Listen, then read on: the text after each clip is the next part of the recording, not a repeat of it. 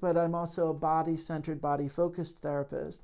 And what this means is that I've trained myself to really see behaviors, very nuanced layers behaviors. And in the therapy session, we're paying attention to when we cough, when we have dry mouth, when there's tension in our shoulder blades, when our palms are sweaty, when our leg is bouncing up and down, when we're fidgety, when we just keep looking out the window and looking out the window, when our breathing is a little constricted. Clients hold their breath. I don't know, the great number of times I will say to someone, "Are you holding your breath right now? Because I feel like you're holding your breath." And it's very common for people to say, "Oh yeah, I don't think I really haven't been breathing for the last 5 minutes or so." And then we come back to say, "Well, what do you think that's about? What do you think of everything that's going on in the world, meaning your world, your experience, and what you're talking about? Why do you think you're holding your breath here? What do you think is the message? What's going on?" If we have tension, if we have a pain somewhere, we feel nauseous, all of a sudden, the client says, "I'm feeling a little sick." And you say, "Well, of all the things that happen, why do you think sickness is coming up right now? If sickness is a messenger, what's the message? What does the sickness need? What does the nausea need? How do we interact with it? How do we cross a bridge the bridge of relationship? How do we relate to that nauseousness in your body, telling a story, communicating with you, something's going on?"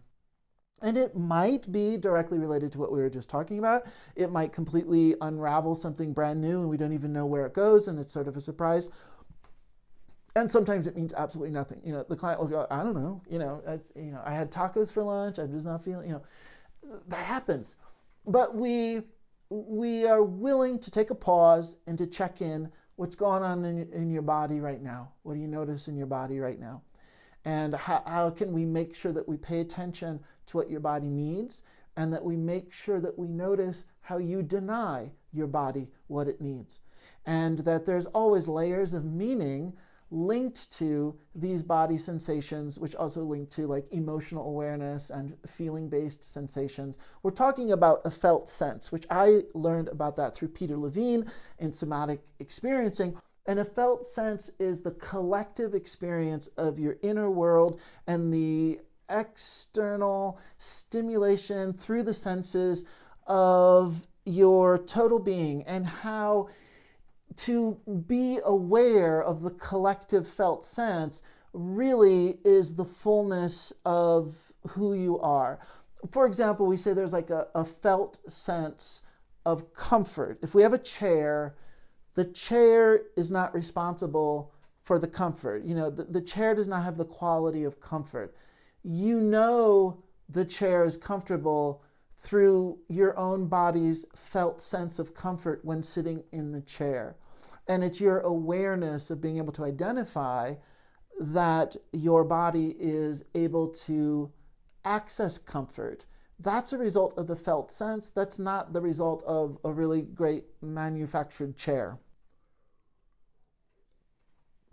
I do have an example of being a body-focused psychotherapist. There's a bit of a trigger warning in this story. I do have boundaries around what the trigger is about, or what this warning is about. I do have a history of working with a number of clients who came from sexual abuse, be it in their family, when they were young, sexual assault, rape, many different scenarios like that. I'm trained in EMDR and really working with body-based awareness to help process through trauma and the pacing, and to come into an integration of the trauma, and then also to release oneself from the abuse history. I've also worked with a number of men, that's my history, who were sexually abused. I was living in Philadelphia, and I don't quite know how it happened. I ended up getting on a referral list through the Archdiocese of Philadelphia.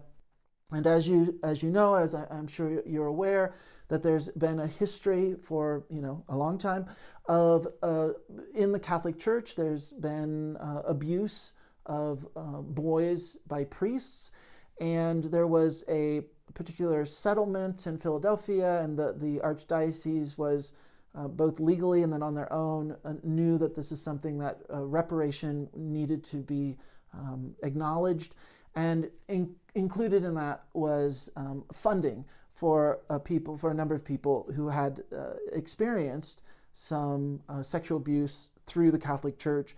They could go through the archdiocese and they would pay for it. And I happened to get on a list, and so I did have a number of clients who had that history, and I worked with men who are making peace today of understanding how that influences their relationships. And I also worked at a couple of organizations that were rape crisis centers.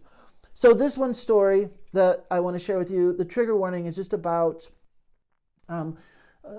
beginning to remember being groomed, and in the context of putting together like, oh, this is an image that activates the memory of being groomed. So it's not graphic. It's not going to go into details of sexual abuse. I am giving you this warning. If you want to skip this part of the video, you can do so to the degree to which you want to, take care of yourself. I'm trying to be sensitive to the boundary around how this might trigger someone. The story isn't about the context of being sexually abused. The story is about a body-based approach to paying attention to shifts in the body, but I was completely unaware. So what happened? The client came in, and I said to the client something I never say to anybody, and even in the moment I could hear myself saying it, and I thought, why the heck am I saying this? This just totally does not. So weird. It does not make sense. The client came in, sat down, we start talking, and I say to her, would you like to take your shoes off? And then I catch myself and I think like, that's weird. Why are you asking that?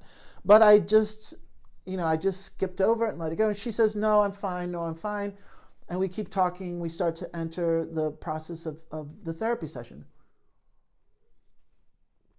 A couple minutes pass and she says, I think I will take my shoes off. And I said, okay, sure, that's fine. And then again, it registered for me like, then the weirdness continued. Weird in the sense of there was not a premeditated clarification around a protocol or an intervention or linking it to the treatment plan.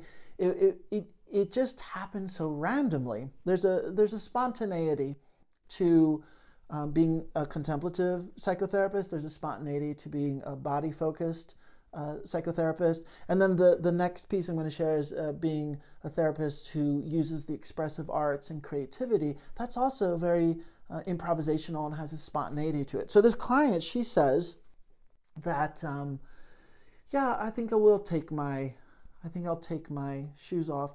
And then we start talking again, and then she starts rubbing her feet, and I'm noticing, and I didn't call attention to it, but I'm just noticing, she's really rubbing her feet.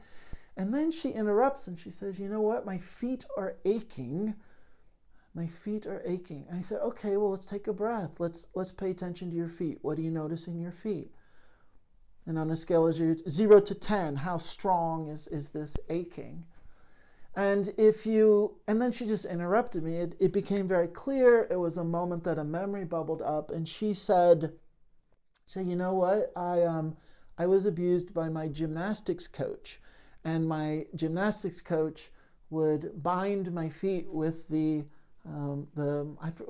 forget what it's called, but the bindings for to strengthen the ankles.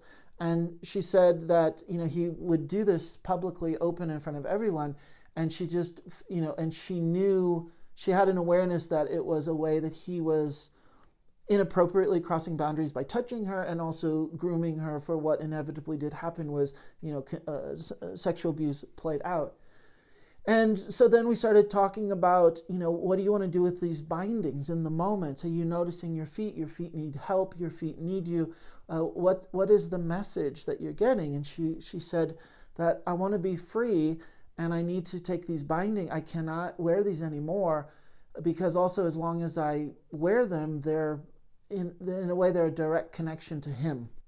And I said, well, do you think it's safe to begin to unravel the binding around your feet? And she said, I feel paralyzed. I can't move. And she physically looked paralyzed. So I pay attention to that also as a therapist.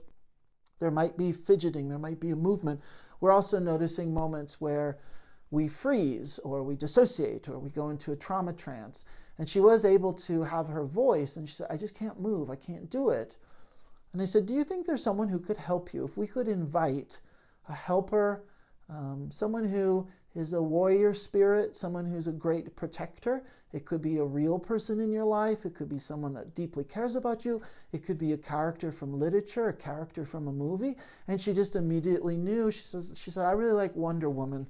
Wonder Woman is someone who can protect me, but she's strong and I want to be like her.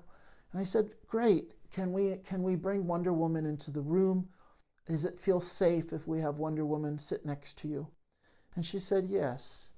And we say, what would you like Wonder Woman to do? And she said, well, I would like Wonder Woman to take off the binding around, take off the wrapping from my feet. And I said, well, let's imagine this really slowly. And we want to take a breath. And I want you to really look into Wonder Woman's eyes and give her the nod when it's okay. And you can tell Wonder Woman when to stop whenever you want. But we're going to use Wonder Woman's power. We're going to use Wonder Woman's protection. We're going to use Wonder Woman's agency to get things done. And that Wonder Woman's going to teach you and train you and show you that as she takes off the bandages or she begins to unwrap your feet, you also can take a turn and you can practice doing it for yourself because you need to learn how to do it too. And so the session, we didn't just do this one session. Actually Wonder Woman showed up many times, and we would return to this binding of the feet. At some point too, we also expanded it beyond the literal. And the idea was like, well, how else are you bound in your life? How has childhood sexual abuse bound you in your career, bound you in your relationships, bound you in how you feel about yourself? And a very beautiful segue, or a very obvious segue, there's a book by John Bradshaw, which is about shame, and it's called Healing the Shame That Binds. And even in his book, he says, what is this shame that binds you? How did it get set up in your life? And how do we begin to not live our life feeling so bound by shame, or not good enough, or the world is not safe, etc., etc. So that's an example of what I do with clients, and also an example of what I do with myself. Really looking at how is body sensation and body awareness folded into my own personal healing process. Now, I did mention and say, well, before I talk about being an expressive arts therapist, let's debrief talking about childhood sexual abuse and take a breath and say, as we continue on, and we've come to a close and an ending of that particular content, and maybe you were or were not triggered just by right of bringing up the subject, or maybe that story triggered some memories or something. You might want to pause and take a break from this video. You might want to journal. You might want to breathe. You might want to make a hot cup of tea. You might need to go for a walk. You might need to do yoga. I'm sure a number of people have tools in their tool bag that this would not be the first time, in general, for many of us, of exchanging with this kind of content of some kind of childhood abuse. So debriefing and coming back into a neutral place and clearing your mind for we continue on to share. I think I did say that this video is a bit long. I know that it's long. And so you might want to just break it up. Now would be a good time to take a break.